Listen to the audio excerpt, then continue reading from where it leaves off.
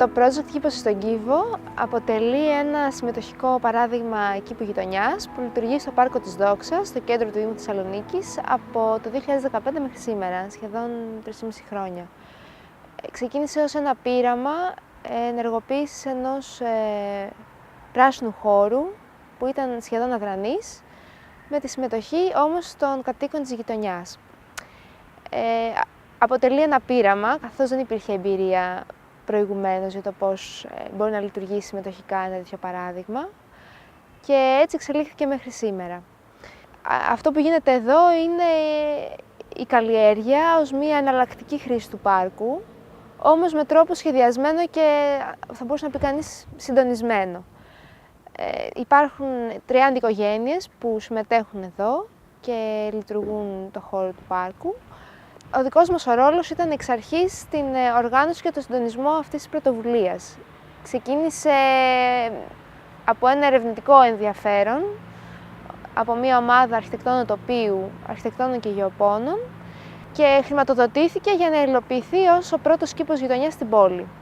Η πρώτη φάση της δημιουργίας ήταν ο σχεδιασμός, το πώς θα λειτουργήσει ένα τέτοιο παράδειγμα από τη στιγμή που δεν υπήρχε προηγούμενη εμπειρία, η χαρτογράφηση πιθανών χώρων στην πόλη που θα μπορούσε να υλοποιηθεί κάτι τέτοιο, η ενημέρωση της γειτονιάς πόρτα-πόρτα για να συμμετέχουν σε αυτό, και σε τρίτη φάση η κατασκευή του χώρου και η οικοδόμηση μιας κοινότητας του κήπου, που ήταν και εξ αρχής ο στόχος να τρέχει αυτό το παράδειγμα από την αρχή. Η Υπηρεσία Πρασίνου και Διαχείριση Αστικού Περιβάλλοντος υπήρξε εξ αρχής συνεργάτης σε όλη αυτή την ιδέα και πρωτοβουλία. Ο Δήμος Θεσσαλονίκης, που βρήκε το παράδειγμα αυτό ως μια καινοτομία για την πόλη, μιας και δεν υπήρχε στο κέντρο κάτι αντίστοιχο. Και βέβαια ο κόσμος της γειτονιάς, που αν και στην αρχή λίγοι, ήταν αρκετά συνειδητοποιημένοι και πρόθυμοι να συμμετέχουν σε αυτό. Ο δικός μας ο ρόλος ξεκίνησε, και το ενδιαφέρον ξεκίνησε παρατηρώντας και διαβάζοντας για άλλες πόλεις πώς χρησιμοποιούν χρήσεις σαν αυτές στην αναζωογόνηση των αστικών κέντρων, πώς δηλαδή κοινοτικοί κήποι μπορούν να αποτελούν νέους τύπους πάρκων και τα αστικά κοινά να οργανώνουν ένα νέο οικοσύστημα στην πόλη. Και στη συνέχεια ο σχεδιασμός της ιδέας, προσαρμοσμένης στα δεδομένα της Θεσσαλονίκης, η χαρτογράφηση πιθανών χώρων, η ενεργοποίηση της γειτονιάς, ο σχεδιασμός του κήπου, η διαχείριση της χρηματοδότησης από τους ιδιωτικούς φορείς που συμμετείχαν σε αυτό και τελικά η υλοποίηση της ιδέας. Και όσο γινόταν η ενεργοποίηση των ανθρώπων στο να την αγκαλιάσουν και να την υποστηρίξουν οι ίδιοι ως πρεσβευτές. Η δυσκολία που αντιμετωπίσαμε ήταν μεγάλη στην αρχή, γιατί δεν υπήρχε εμπειρία κάτι αντίστοιχου και για εμάς τις ίδιες, αλλά και για την πόλη την ίδια, για τις αντίστοιχες υπηρεσίες. Δεν ξέραμε πώς να οικειοποιηθούμε έναν δημόσιο χώρο, πώς να ζητήσουμε την άδεια οικειοποίηση ενός δημόσιου χώρου από μια δημόσια υπηρεσία, πώς να καλέσουμε μια γειτονιά να δημιουργήσει μια ομάδα και μια κοινότητα για την υποστήριξη αυτής της ιδέας. Αλλά από την άλλη πλευρά υπήρχε και μια ευτυχή συγκυρία να υπάρχει θέληση και υποστήριξη μεγάλη για αυτό. Μην ξεχνάτε ότι βρισκόμαστε σε έναν πράσινο χώρο που λειτουργούσε ως παλιό μηχανοστάσιο του Δήμου Θεσσαλονίκης. Έγινε χώρος πρασίνου. Στη συνέχεια δημιουργήθηκε ένας αστικός αμπελώνας εδώ και ένας αστικός οπορώνας, οπότε υπήρχε ένας συμβολισμός στο χώρο για την παραγωγική του πλευρά. Και έτσι το να δημιουργηθεί ένας κήπος γειτονιάς στο ίδιο σημείο ήταν απαραίτητο σχεδόν. Οπότε όλοι ήταν υπέρ του να γίνει. Εύκολα δόθηκαν οι άδειες και εύκολα υλοποιήθηκε. Επίσης μεγάλο πλεονέκτημα ήταν το μείγμα του κόσμου, της γειτονιάς, που ανταποκρίθηκε εξ αρχής. Ήταν όλοι αρκετά συνειδητοποιημένοι, κάποιοι είχαν κήπους στις ταράτσες τους, είχαν μια πρώτερη εμπειρία καλλιέργειας, αλλά και τη διάθεση να χρησιμοποιήσουν αυτό το χώρο με την ιδέα του κοινωνικού χώρου, με την κοινωνική του σημασία, ως τόπο συνάντησης και δημιουργίας μιας πιο βιώσιμης γειτονιάς. Το μοντέλο λειτουργίας, καθώς ξεκίνησε πειραματικά, δεν ήταν εξ αρχής απόλυτα σχεδιασμένο. Έγινε καθώς το project εξελίχθηκε. Ξεκίνησε μάλιστα ως εφήμερη δράση, με την ιδέα ότι μπορεί και να μην συνεχίσει μετά από ένα χρόνο, ως ένα πείραμα.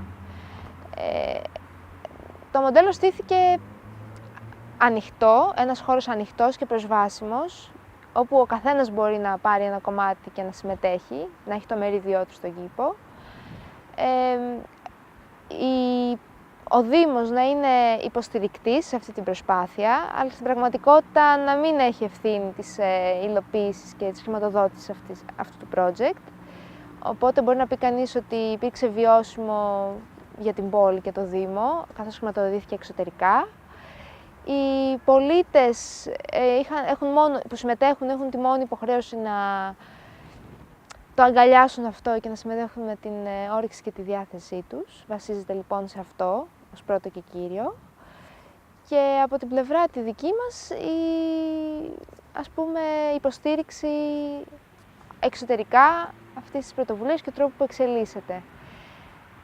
Είναι ένα πολύ πρωτόλιο παράδειγμα σε σχέση με άλλων ευρωπαϊκών πόλεων που έχουν αναπτύξει την αστική γεωργία σε μεγάλο βαθμό και γενικότερα τα συμμετοχικά παραδείγματα. Δεν λειτουργεί ως κοινωνική επιχείρηση, δεν είναι κερδοφόρα, δεν συνδυάζει διαφορετικές χρήσεις που μπορούν να το καταστήσουν ακόμη και οικονομικά βιώσιμο. Αυτή τη στιγμή λειτουργεί ως ένας κήπος για τη γειτονιά, για τους πολίτες που ζουν στα γύρω οικοδομικά τετράγωνα και βασίζεται ακριβώς στην ύπαρξη αυτής της ενεργούς ομάδας πολιτών. Επίσης δεν ήταν ένα παράδειγμα από την άλλη μεριά που ξεκίνησε με βάση την ιδέα της αυτοοργάνωσης. Δεν υπήρχε μια ομάδα η οποία το ξεκίνησε εξ αρχής και διεκδίκησε αυτό το χώρο για να το δημιουργήσει. Το project αυτό έφερε γνώση στην πόλη, στις αρμόδιες υπηρεσίες, σε όλα τα επίπεδα, θα έλεγα, των υπηρεσιών που ασχολούνται με το δημόσιο χώρο και τα τεκτενόμενα. Έφερε γνώση και στους πολίτες. Στις επιχειρήσεις δεν ξέρω κατά πόσο μπορεί να είναι διδακτικό, θα μπορούσε όμως, με την έννοια της καινοτομίας και της νέας κοινωνικής επιχειρηματικότητας, και σίγουρα έφερε μεγάλη γνώση στους σχεδιαστές, είτε εμάς είτε και άλλους που το παρακολούθησαν αυτό με ερευνητικό ενδιαφέρον. Στην πόλη ήταν για την πόλη ένα παράδειγμα του πώς μπορούν να αλλάζουν οι χώροι χρησιμοποιώντας την ενέργεια των πολιτών. Για τους πολίτες ήταν η υλοποίηση της ιδέας του ενεργού πολίτη. Για τους αρχιτέκτονες ή πολεοδόμους ή ειδικούς του αστικού χώρου ήταν μια επιβεβαίωση καταρχήν της σημασίας που έχει ο δημόσιος χώρος, ιδιαίτερα στη συνθήκη της κρίσης, όπου οι δυνατότητες και τα περιθώρια για να αλλάξει το αστικό τοπίο είναι περιορισμένα. Και από την άλλη ήταν επίσης ένα δίδαγμα για το πώς έχει σημασία πλέον να αποκτούμε και άλλες δεξιότητες, πέρα από το σχεδιασμό, να λαμβάνουμε υπόψη τις ανάγκες των πολιτών, να σχεδιάζουμε μαζί τους, να συνεργαζόμαστε με διαφορετικές ομάδες συμφερόντων και να οργανώνουμε ή να συντονίζουμε καλύτερα διαδικασίες από κοινού, για να εξελίσσονται με τέτοιο τρόπο παραδείγματα. Το κυριότερο μήνυμα που άφησε νομίζω ότι είναι το γεγονός πως η ανθεκτικότητα της πόλης μπορεί να βασιστεί ακριβώς σε τέτοιες εφήμερες δράσεις, όμως με σημαντικό αντίκτυπο για τη ζωή των πολιτών. Και ο δημόσιος χώρος είναι ένα ανοιχτό πεδίο για τέτοιου είδους πειραματισμούς. Νομίζω ότι αυτό που θα θέλαμε να επικοινωνεί, το μήνυμα που θα θέλαμε να επικοινωνεί ο κήπος με την ύπαρξή του, είναι η σημασία που έχει ο δημόσιος χώρος για την βιωσιμότητα και την ανθεκτικότητα της πόλης, ιδιαίτερα στη συνθήκη κρίσης. Και σε σχέση με τη διακυβέρνηση, το νόημα και η ουσία της πολυεπίπεδης συνεργασίας από κάτω προς τα πάνω, της διεκδίκησης του δημόσιου χώρου και της πρόσβασης σε αυτόν από τους πολίτες, η συνεργασία των υπηρεσιών με τις ομάδες πολιτών και τις γειτονιές για συμμετοχικές προσεγγίσεις στην ανάπλαση αδρανών περιοχών και υπολειμματικών σημείων μέσα στην πόλη.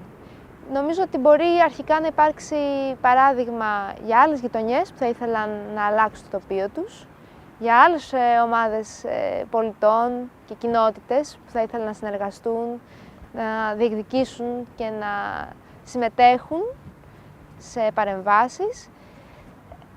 Για την ίδια την πόλη είναι σίγουρα ένα παράδειγμα, η όλη διαδικασία ένα παράδειγμα για το πώς μπορούν να γίνουν πιο ανοιχτές σε αιτήματα πολιτών και συμμετοχικές διαδικασίες.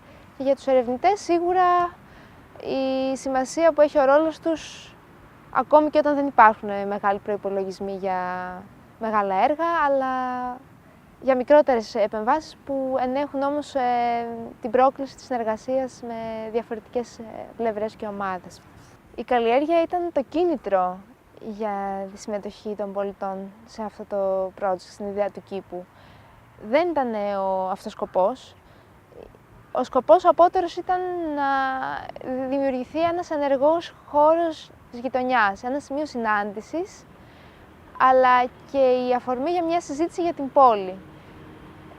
Το επόμενο βήμα θα ήταν οι ίδιοι αυτοί οι κάτοικοι που συμμετέχουν εδώ να δημιουργήσουν μια ομάδα ικανή να διεκδικήσει αλλαγές σε όλη την έκταση του Πάρκου της Δόξας ή τη βελτιστοποίηση της εικόνας της γειτονιάς γενικότερα στην κλίμακα του δημόσιου χώρου. Ωστόσο, η καλλιέργεια ως χρήση ήταν αυτή που δεν έφερε εθελοντές, αλλά πραγματικούς δρόντες σε αυτό το χώρο. Αναγκαστικά φέρνει και ξαναφέρνει κόσμο στο πάρκο, στο δημόσιο χώρο. Επίσης δημιουργεί το αίσθημα της οικειοποίησης και της αίσθησης ότι το τοπίο αλλάζει ακόμη και με τις εποχές.